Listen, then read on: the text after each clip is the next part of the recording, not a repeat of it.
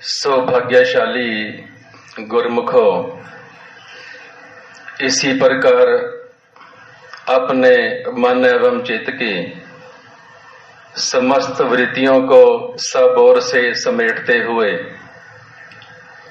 अपने नेत्रों के सन्मुख विराजमान श्री हजूर सतगुरुदेव दाता दयाल महाराज जी के सुंदर पावन श्री दर्शन दीदार करते हुए मिलकर बोलो जयकारा, बोल मेरे श्री गुरु महाराज की। आज के इस घोर कलयुग में अगर संसार में दृष्टि डाल करके देखा जाए तो देखने में यही आता है कि सारा संसार के भौतिक पदार्थों को इकट्ठा करने में लगा हुआ है और भौतिक पदार्थों को ही सच्चाई मान करके बैठ गया है और इन्हें इकट्ठा करने में दिन रात एक कर देता है, जी तोड़ मेहनत करता है। संसार की इसी दशा को देख करके परम संत श्री कबीर साहिब जी अपनी वाणी में वर्णन करते हैं। कबीर सोधन संचिए जो आगे को होए, शीश चढ़ाए गाठरी जात न देखा कोई। वर्णन करते हैं सारा संसार दुनिया के पदार्थों को, धन दौलत को और दूसरी चीजों को इकट्ठा करने में लगा हुआ है, लेकिन जब से सृष्टि की रचना हुई है ना तो आज तक किसी ने देखा है और ना ही सुना है कि कोई भी इंसान इस संसार को छोड़ने के बाद एक भी पदार्थ अपने साथ ले गया हो। जितने भी पदार्थ इकट्ठे करता है वो इंसान के मरने के बाद सारे के सारे यहीं पर रह जाते हैं। तो महापुरुष वर्णन करते हैं जब संसार के भौतिक पदार्थों में किसी प्रकार की सच्चाई नहीं है तो संसार के अंदर फिर सच्ची वस्तु कौन सी है। वर्णन करते हैं संसार के अंदर केवल एक ही सच्ची वस्तु है, सार वस्तु है, जो इस लोक में भी इंसान का साथ देती है और मरने के बाद भी इंसान के साथ जाती है। वर्णन करते हैं वो है भक्ति की कमाई, भक्ति का सच्चा धन। इस भक्ति के सच्चे धन को प्राप्त करने के लिए ही उस परमपिता परमात्मा की कृपा से इंसान को ये मानुष जन्म प्राप्त हुआ है और वही भक्ति संसार में किसी और साधन से नहीं मिलती। ना कोई धर्म कर्म करने से, ना कोई नेम व्रत रखने से, ना कोई तीर्थों पर जाने से, वो केवल समय के पूर्ण महापुरुषों के चरणों से ही प्राप्त होती है। और हमारे भी कितने ऊंचे भाग हैं, महापुरुषों की कृपा से हमें भी उनकी चरण शरण प्राप्त हुई और हमें आज भी अपने पावन श्री चरण कमलों के छत्र छाया में बिठा करके भक्ति की सच्ची दौलत से मालामाल कर रहे हैं। बोल मेरे श्री गुरु महाराज की जय। महापुरुष वर्णन करते हैं जो भी जीव भक्ति की कमाई करते हैं फिर उन्हें संसार में किसी प्रकार का दुख, किसी प्रकार की तकलीफ नहीं आती। शर्त यह है कि वो भक्ति की कमाई करे जरूर। ऐसा नहीं महापुरुषों की चरण शरण प्राप्त करके भी हमेशा मनमति को धारण करे, मन के कहने पर चले।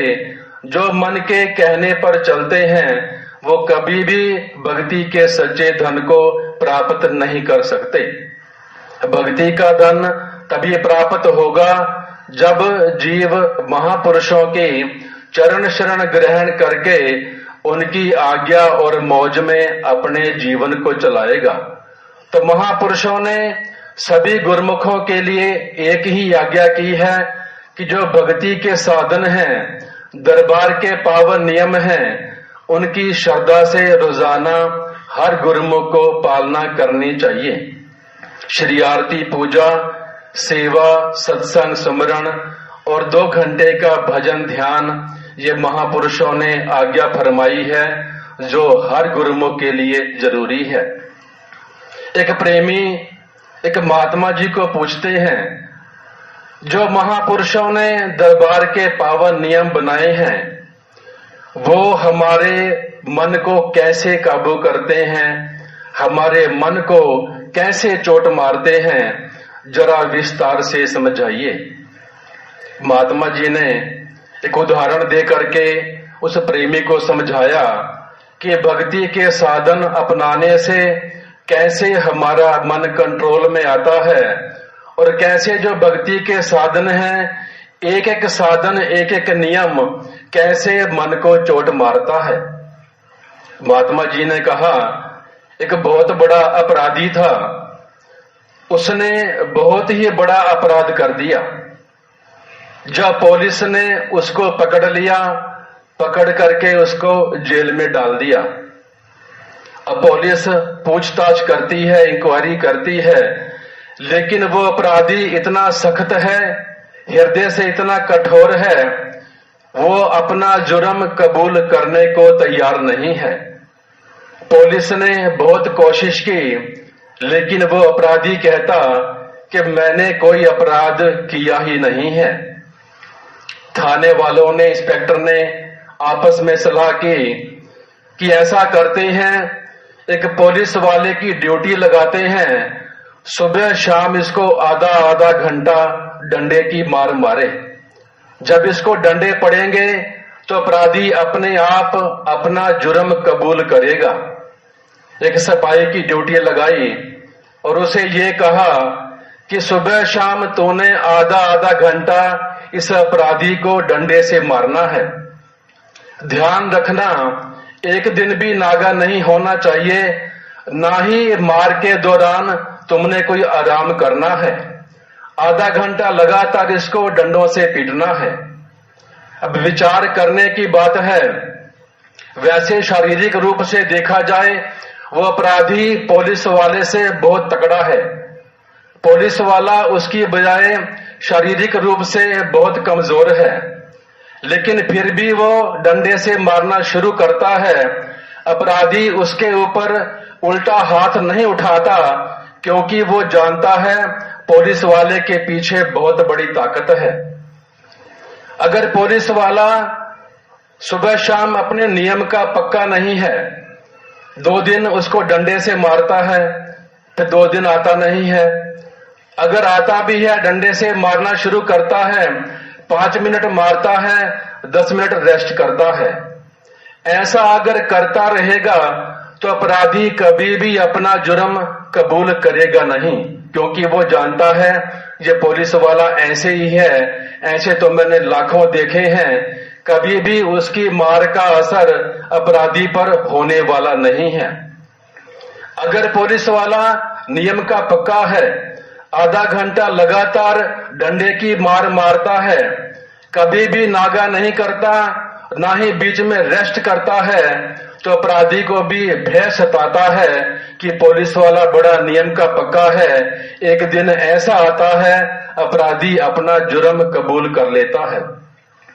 अगर अपराधी आधा आधा घंटा डंडे के मारने से मान लो 1 साल के अंदर जुर्म कबूल करता है, अगर उसी अपराधी को आधे घंटे की बजाय सारा दिन डंडे से मारा जाए तो 1 साल की बजाय वो 2 महीने के अंदर ही अपने जुर्म को कबूल कर लेगा।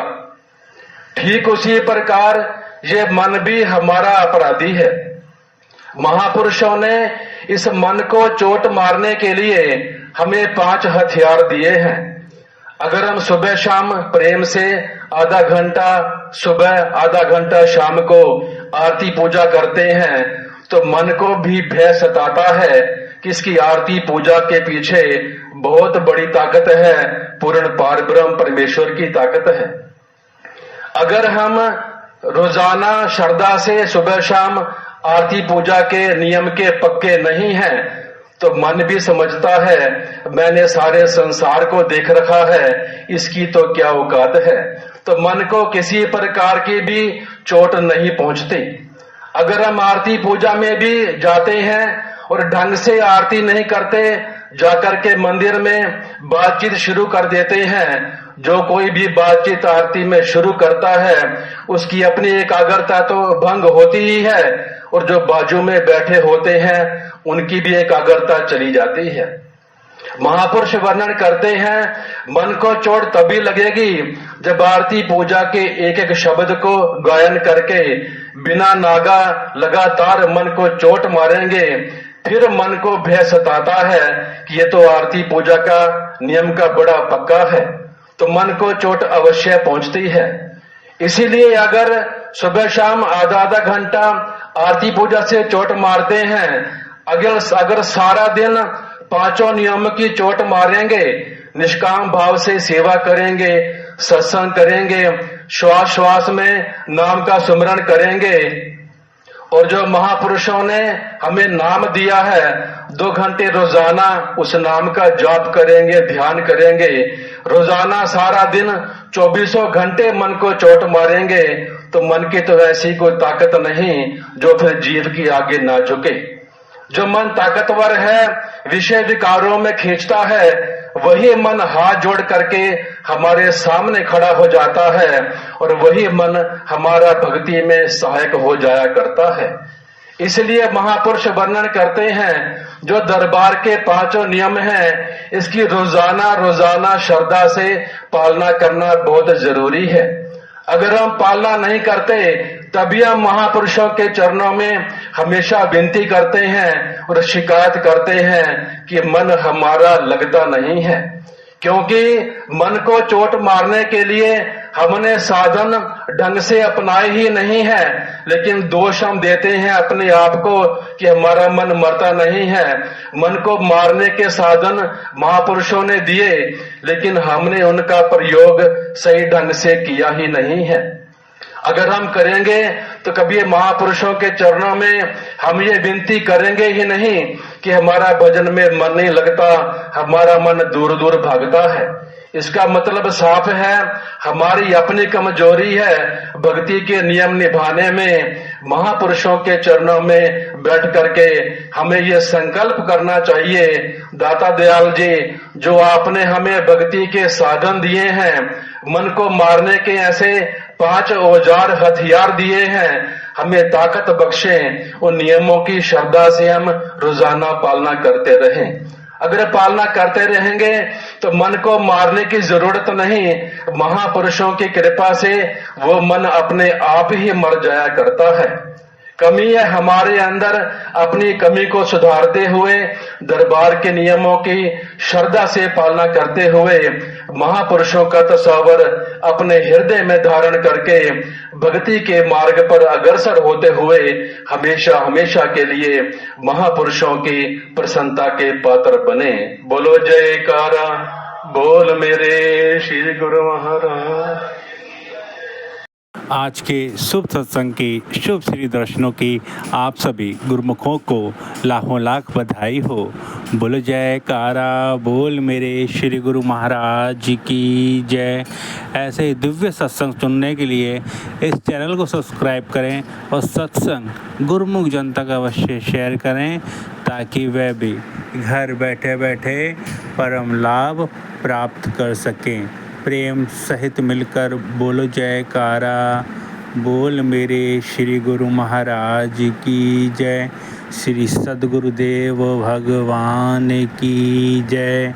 सभी गुरुमुखों को साप्रेम जय सच्चिदानंद जी।